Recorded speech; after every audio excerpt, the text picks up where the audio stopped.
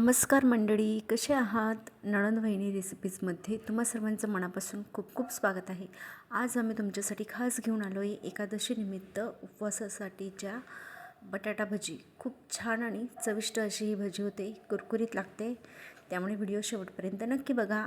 आता आपण त्यासाठी लागणारे साहित्य पाहून घेऊया. त्यासाठी आम्ही 2 बटाटे घेतलेले आहेत. त्यानंतर अर्धी वाटी एवढी भगर म्हणजे वरई घेतलेली आहे. त्यानंतर अर्धी वाटी साबुदाणे, मीठ आणि जिरे. आपल्याला फक्त एवढेच साहित्य यासाठी लागणार आहे. त्यानंतर आपण एका कढईमध्ये साबुदाण्यांना छान परतून घेऊया.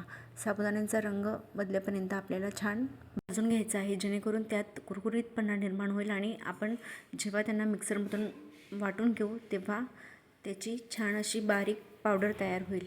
बघा, आपले साबुदाणे छान असे परतून झालेले आहेत. आता त्यांचा रंगही बदललेला आहे. आपण त्यांना एका प्लेटमध्ये काढून घेऊया आणि गार होण्यास ठेवून देऊया. त्यानंतर आपण त्यापुढील कृती करूया. त्यासाठी जे 2 बटाटे घेतलेले होते त्यांची साल काढून घेतली आणि त्यांना किसणीच्या साहाय्याने अशा पद्धतीने किसून घेऊया. आपल्याला जी खोबरे किसण्याची किसणी असते त्याच्यानेच हे बटाटे किसायचे आहेत. आणि आपण ही जी बटाटा भजी आहे ती कच्च्या बटाट्यांपासून बनवत आहोत, यांना वाफवलेलं नाही.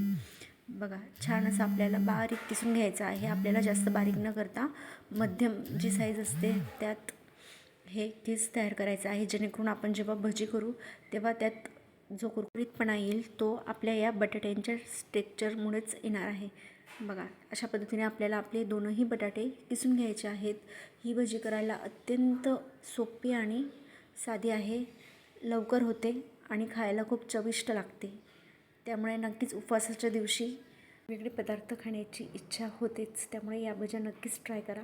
बघा, आता आपले संपूर्ण बटाटे किसून झालेले आहेत. आता आपण जे साबुदाणे भाजून घेतले होते त्यांना मिक्सरमध्ये बारीक वाटून घेऊया आणि त्याची फाईन अशी पेस्ट म्हणजे पावडर तयार करून घेऊया. बघा, छान अशी पावडर तयार झालेली आहे. आता आपण या पुढील कृती करूया. कृतीसाठी आपल्याला जे बटाटे आपण किसून घेतलेले होते त्यात हे जे साबुदाण्यांचं पावडर तयार केलेलं आहे ते घालूया. त्यानंतर जी वरई घेतलेली होती ना, तिला न भाजताच आपण मिक्सरमधून बारीक वाटून घेणार आहोत. तुम्ही हवं तर भाजूही शकता, परंतु न भाजून देखील चालतं आणि आपले जे बटाटा भजी आहेत ते छान अशा होतात. आता ती देखील बारीक वाटून झालेली आहे. त्याला आपण जे साबुदाण्याचं पावडर टाकलं होतं त्याच मिश्रणात ॲड करूया आणि त्या पुढील कृतीसाठी आपल्याला 4 ते 5 हिरव्या मिरच्या आणि थोडं जे आपण जिरं घेतलेलं होतं ते घालून छान असं ठेचा तयार करायचा आहे. उपवासाला जिरे चालतात, त्यामुळे नक्कीच जिऱ्याचा वापर करून आपण कुठलाही पदार्थ म्हणजे साबुदाणा खिचडी देखील तयार केली तर ती चवीला खूप छान लागते. बघा, छान असा आपला ठेचा करून झालेला आहे. आता आपण या मिश्रणातच तो ठेचा देखील घालूया आणि वरून थोडं चवीनुसार मीठ घालून मिश्रण एकजीव करून घेऊया. ही भजी करायला अत्यंत सोपी आणि त्यासाठी लागणारे साहित्यही फारच कमी आहेत. त्यामुळे नक्कीच प्रत्येकाच्या घरात हे सगळेच जिन्नस उपलब्ध असतात. म्हणून या पद्धतीची बटाटा भजी नक्कीच सगळेजण ट्राय करू शकतात. बघा, अशा पद्धतीने आपल्याला छान असं मिक्स करून घ्यायचं आहे. ते मिक्स होईल तोवर आपण एका कढईमध्ये तेल तापत ठेवलेलं आहे. ज्या कढईमध्ये साबुदाणे भाजले त्यातच ठेवलेलं आहे. बघा, छान असं आपले बटाटे आणि सगळंच साहित्य मिक्स झालेलं आहे. आता आपण याचे छोट्या छोट्या भज्या तयार करून घेऊया. आपल्याला तेल छान कडक गरम झाल्यानंतरच या भज्या करायच्या आहेत. बघा, तेल छान तापलेलं आहे. आता आपण अशा छोट्या छोट्या भज्या तयार करून घेऊया. खरंच खूप छान अशा लागतात या भज्या. नक्कीच प्रत्येकाला आवडतील आणि आवर्जून प्रत्येकाने ही रेसिपी ट्राय करावी असं मला वाटतं. खूप सोपी आणि घरातील साहित्यातच तयार होते. बघा, किती छान अशा आपल्या भज्या मस्त सुगंध येतो तेव्हा सहजच आणि देखील खूप छान लागतात. झटपट अशी आपली भज्या उपवासासाठी बटाटा भजी तयार होते. त्यामुळे नक्कीच सगळ्यांच्या आवडीची होईल.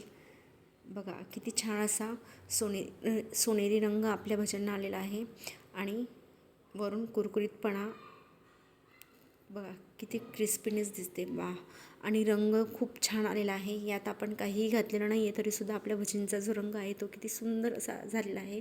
आपण याच पद्धतीने आपल्या संपूर्ण भज्या तळून घेऊया आणि आजचा व्हिडिओ आमचा 10 ते 11 दिवसानंतरचा आहे, कारण की आमच्याकडे मेडिकल इमर्जन्सी आलेली होती. माझे हजबंड त्यांचा ॲक्सिडेंट झालेला होता, त्यामुळे मी व्हिडिओज करू शकले नाही.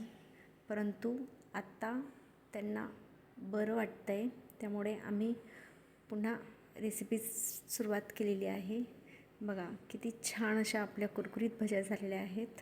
अगदी झटपट आणि पटकन अशी आपली ही बटाटा भजी तयार झालेली आहे आणि रंग खूप सुंदर असा आलेला आहे. सुगंधही खूप छान येतो आहे आणि चवीला तर वाह, खूप छान आणि मस्त कुरकुरीत अशी आपली ही भजी लागते.